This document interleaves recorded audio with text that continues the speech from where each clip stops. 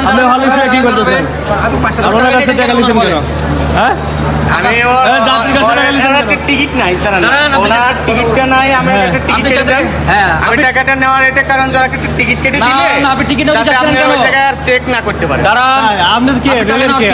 আপনি কি? আমি রেলওয়ের আর কি, আমি ইন্টারপাস, আমি রেলের দরখাস্ত করছি, আমি আবেদন করছি। কিন্তু রেলের তো এখনো জব করে নাই। বাবা স্বাস্থ্য সহকারী হেলথে জব করতো, সুখী পরিবার, আপনার বাসা কোথায়? সিরাজগঞ্জ। কোথায়? আমি গান শুনি, মিউজিক ভক্ত।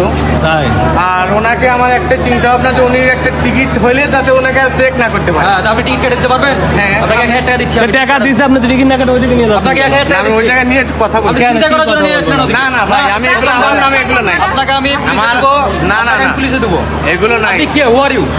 এই পাশে আমার মামার বাড়ি, আপনার মামা বাড়ি আমার বাড়ি কি হচ্ছে? এই পাশে। আপনি কে? আপনি টাকা নেওয়ার কে?